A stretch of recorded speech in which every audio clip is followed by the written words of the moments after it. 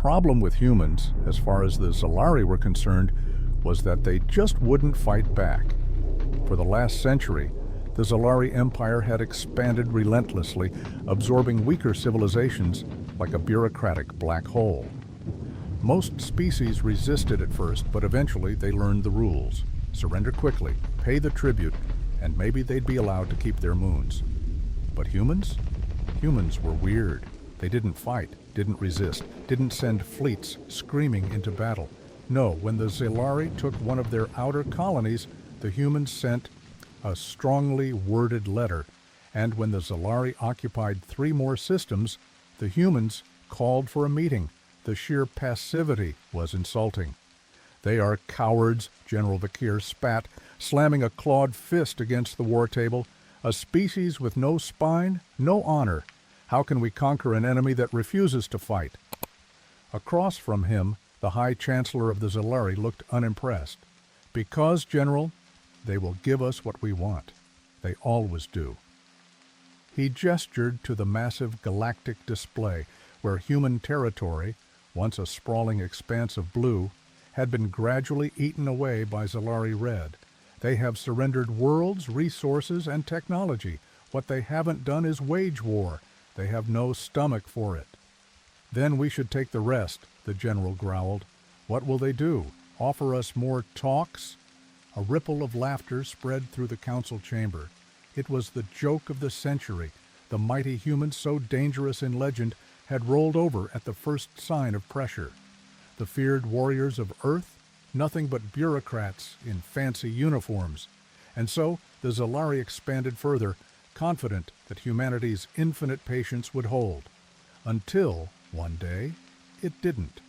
The warning came as a single, quiet transmission, delivered by the human ambassador herself.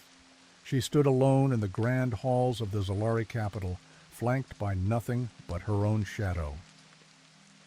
"This is your final notice," she said, voice measured. "You have taken 14 human colonies. We have offered diplomacy. We have offered peace. You have refused." She placed a small metallic data drive on the table before them. "Contained within are the terms for your immediate withdrawal. Accept them, and we will say no more of this." The silence in the chamber stretched before the Zalari High Chancellor finally spoke. "And if we decline?" The ambassador sighed, a long, weary exhale, like a professor dealing with particularly stupid students. Then she looked up, and for the first time in recorded history, a Zalari witnessed what human patience running out looked like. "Then I strongly recommend you spend the next 24 hours saying goodbye to your fleets." The council roared with laughter. The ambassador didn't flinch. No threats, no bravado, just that same unreadable expression. "You mistake restraint for weakness," she said. "You think we have not acted because we can't. You are wrong." She stood, pushing the data drive forward. "Your move." And with that, she left. The Zalari High Chancellor snarled. "Send a response," he barked to his aide. "Tell them their demands are denied. They can have their war if they're so desperate to lose." But when the aide attempted to send the transmission, he froze. "Sir," he said, voice shaking, we can't respond." "What?" "The comsters, sir, our long-range transmissions, they're down." A tense pause. Then the war table flickered. A new feed overrode the galactic display, replacing Zalari-controlled space with nothing. No human trade routes, no civilian vessels, no relay stations, nothing. The Zalari High Chancellor leaned forward, uneasy. "What is this?" The aide swallowed hard. "Sir, I think it's them." And as the realization dawned on the Zalari, a cold mechanical voice filled the chamber, echoing across the entire capital. "We were hoping you'd say that." Lights flickered, screens shut down, and all across Zalari space, the first of their fleets began to disappear. The Zalari had never lost a war, not once, not in their entire history. Their fleets were massive, their armies unstoppable, their technology centuries ahead of most species. So when the lights flickered across the war table, when the first fleet went silent, no one panicked. Not at first, not until the Second Fleet vanished. Then the Third, then the entire Seventh Armada, gone without a single distress signal. The war table was glitching, or so they thought, because surely this was impossible.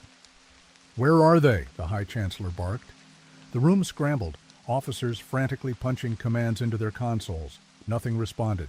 The comms officer wiped his sweating brow.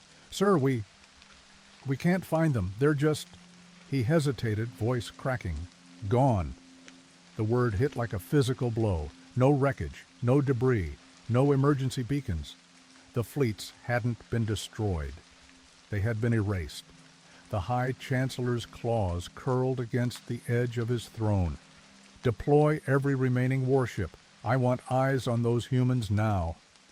By the time the order was given, it was already too late. Across the Zalari core systems, every orbital defense platform blinked out at once. The planet's early warning systems flatlined, and when the security feeds finally flickered back to life, the Zalari command watched in stunned horror as the humans arrived. No grand armada, no blaring war horns, just a silent, calculated execution. The first human warships appeared over Korath Prime, the Zalari's most fortified military world. The planetary shields, once believed to be impenetrable, flickered, then failed. The station guards barely had time to react before every ship in orbit simultaneously lost power. Not destroyed, not hacked, just switched off. They drifted, useless, as the human fleet continued past them, without firing a single shot. This wasn't a battle, it was a demonstration. "High Chancellor," a trembling officer stammered. "Orders?" The Chancellor's mandibles clicked together, his throat dry. "Open a channel," he rasped. We must negotiate." The comms officer nodded furiously, fingers flying across his console. The transmission request was sent and ignored. They tried again and again and again. Nothing. "Why won't they respond?" the Chancellor snarled. Then, with chilling clarity, he understood. The humans weren't ignoring them. They were waiting. The silence, the precision, the sheer efficiency of it all. It wasn't an act of war. It was a sentence being carried out. The Zalari had assumed humanity wouldn't fight. They never considered what would happen if humanity decided the war was already over.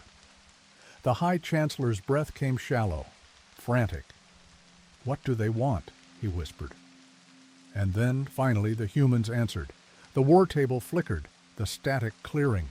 A single transmission came through.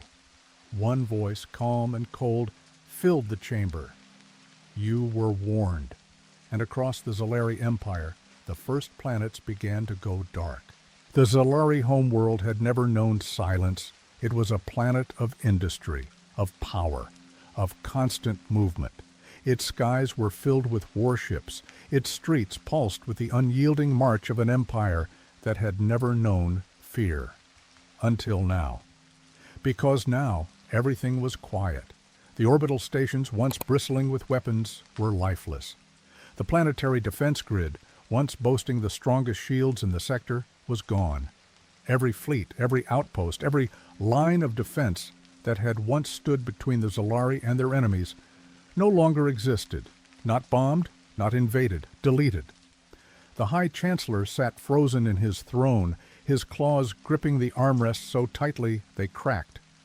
Around him, his war council stood in stunned horror, staring at the war table as one by one every single Zalari-controlled planet flickered into nothingness.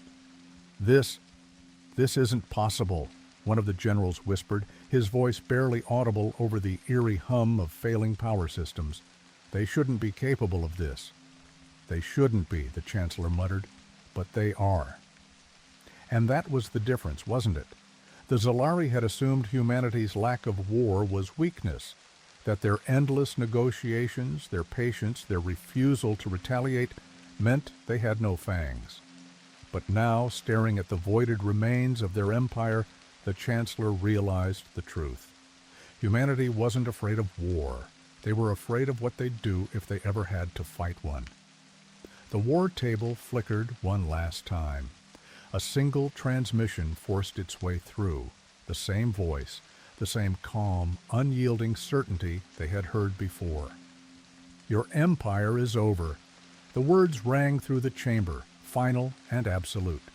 You no longer rule. You no longer conquer. You have two choices: surrender and be forgotten, or resist and be erased. The Chancellor's throat clicked. We... No more words. The human cut him off, and for the first time in his long reign, the Chancellor felt utterly powerless. No more treaties, no more demands, no more warnings. The room seemed colder now, the very walls closing in. This is not a war, this is a correction. The transmission ended. Silence. And then, from the great capital city below, the lights began to flicker. One by one, the Zalari homeworld was switched off. There were no screams, no battles, no final stands, just silence. Because in the end, humanity never wanted war. But they always finished them. Thanks for watching. If you enjoyed this video, leave a comment with your thoughts and hit subscribe so you don't miss what's coming next. There's always more to explore.